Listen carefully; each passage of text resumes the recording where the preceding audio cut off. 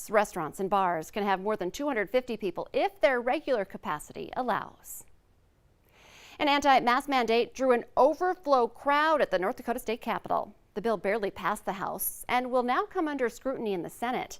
Those in support say the government should not be able to mandate masks.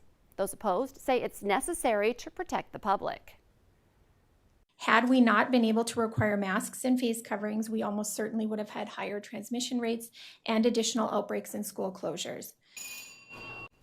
The Senate Political Subdivisions Committee ended up recommending the bill will not be passed by the Senate. Meanwhile, Fargo Mayor Tim Mahoney says masks will be encouraged in the city until more people have received the COVID vaccine. He says North Dakota will achieve herd immunity with a 70% vaccination rate. As of now, the state is only at 27%. 40% of people have received their first dose, including 45% of the population of Cass County. A vaccine option that many have been waiting for in Grand Forks is finally on its way. The one-dose Johnson & Johnson vaccine will be available at community clinics on April 10th and the 14th. It's approved for anyone 18 and older. We have information on how you can book a slot at valleynewslive.com. Just click on this story. The Minnesota Department of Corrections says all of the state's 7,600 inmates should be fully vaccinated by next Friday. At this point, only 1/5 is fully vaccinated. The state DOC has been sued over its handling of the pandemic and whether its inmate vaccination effort violated state law. Meanwhile, fake COVID vaccination cards are now showing up on Twitter, eBay, and Shopify. Minnesota's Attorney General is one of 45 others urging the website's CEOs to monitor and remove this content. Let's get a check now of our Good Friday forecast. Still quite windy out there, but Lisa, it sounds like we're going to have a pretty nice Easter weekend ahead. Good morning.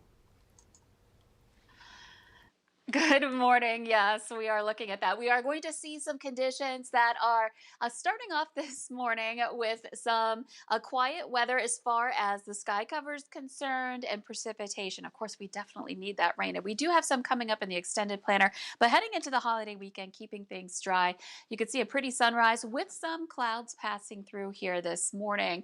We are looking at conditions that are going to be once again very dry. We have some strong winds yet again here for this Friday, and so a red flag warning takes effect later this afternoon for the Devil's Lake Basin, parts of the James River Valley back into the Upper Cheyenne as well, and that stretches westward from there. We're talking the threat for more critical weather or critical fire weather conditions here yet again today in those spots. And if you have any hot spots here from recent fires this week, you'll want to check them again today, even if you're not included in that, because the winds are strong throughout the valley. We're talking gusts out of the south to 38 miles per hour in Fargo right now, 30 in Grand Forks, 30 in Jamestown, 23 in Detroit Lakes. Your temperatures, we're in the 30s to the maybe even 40-degree temperature in Sisseton there, 43 right now.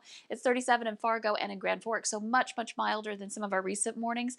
They're not necessarily warm yet to start off, one of those days where it'll be cool in the morning and much milder into the afternoon. We've got some of those clouds streaming through here this morning, a quiet start to the day, again, as far as precipitation is concerned, but that wind will be with us all day long. It does start to ease up toward late afternoon, and eventually tonight it really gives us a break after that. But you can see a nice warm afternoon, upper 60s to some low 70s for a lot of us today. The sun will be up at 7:04 this morning, so just a few minutes here.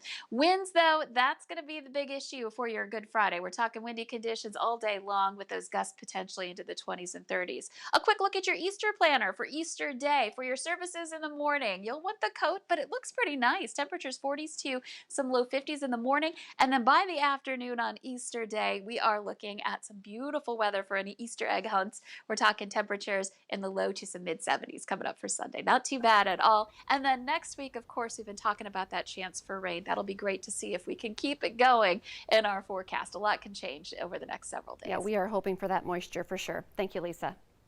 New this morning, a train derailed in a tunnel in eastern Taiwan today after apparently hitting a truck. Now, the train came off the rails in that tunnel, causing some carriages to hit the wall. The Transport Ministry has now put the death toll up to 51. More than 72 people were injured. The train was carrying around 350 people. Rescue efforts are still underway. between 80 to 100 people have been evacuated from the first 4 carriages of that train, while carriages 5 through 8 have significant damage, and authorities say it's tough to get into those to rescue people. The accident happened at the start of a long weekend for the traditional tomb sweeping day. Here at home, Easter is just days away now, and many churches are still trying to decide how to hold their Easter services. While most are allowing people back in, many are making plans for those who don't yet feel comfortable worshiping inside. The Valley Today's Brian Sherrod joins us live in studio this morning with the latest. Good morning, Brian. And good morning, Lisa. Lutheran Church of the Cross is offering 3 different options for services. And those are inside their sanctuary, outside the church lawn, or you can watch it broadcasted online. Now, last year, they were only able to host their services online. Now, the church will provide 3 indoor morning services. That's going to be at 6:30, 8, and 9:30 a.m. Church will be in the sanctuary, but seating is reduced and masks are required. This year, they had to do reservations, which filled up fast because of their high demand. The outdoor rock and Easter worship will be in the church lawn at 3 in the afternoon. People can social distance as much as they want while listening to contemporary music, the worship band, and the children's message. This provides a contactless and touch-free option, and the pastors are happy that the people are just coming back to in-person services again.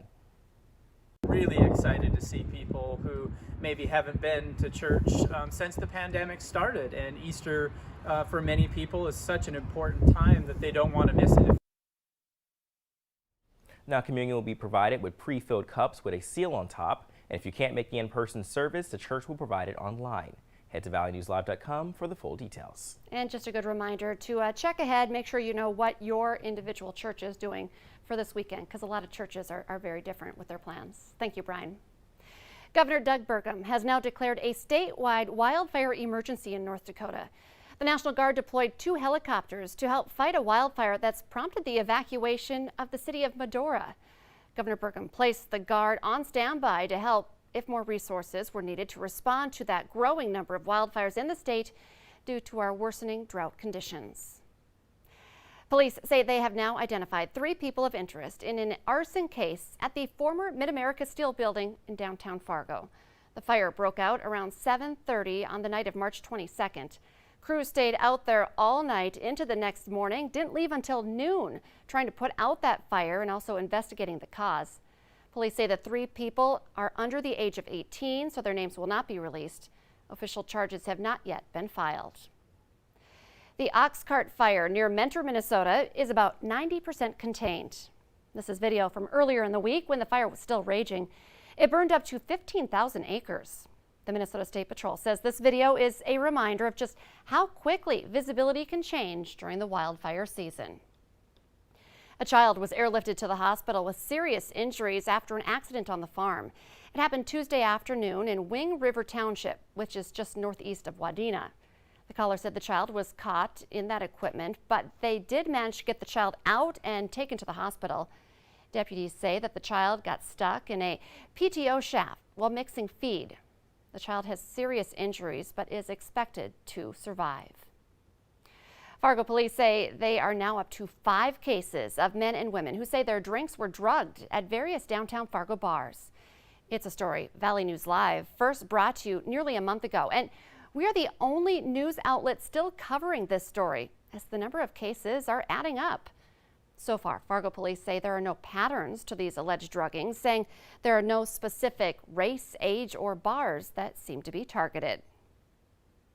Confirm that your drink is being served directly by the bartender or the server.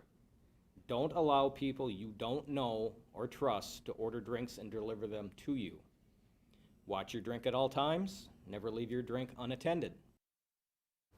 Fargo police urge caution not only for those drinking alcohol, but for those staying sober as well, saying the drugs can be slipped into any drink within seconds, and they're often odorless and tasteless. Check this out. A robot armed with virus-killing ultraviolet light is now being tested on Swiss airplanes. It's yet another idea aimed at restoring passenger confidence and hoping to spare the travel industry more pandemic pain. One robot can disinfect a single-aisle plane in just 13 minutes start to finish, though, as you can imagine, larger planes will take a little bit longer. Let's get our answer now to our question of the morning on Facebook. Today's question: when it comes to our morning routine, 13% of us do this. The answer, lay out clothes the night before. And we did not specify, is this laying out the clothes for your children, your husband, yourself? I do all of the above.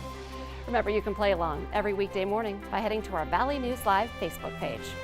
The Today Show and the CVS This Morning are just about to start, but the Valley Today rolls on. Join us right now on the Fargo CW.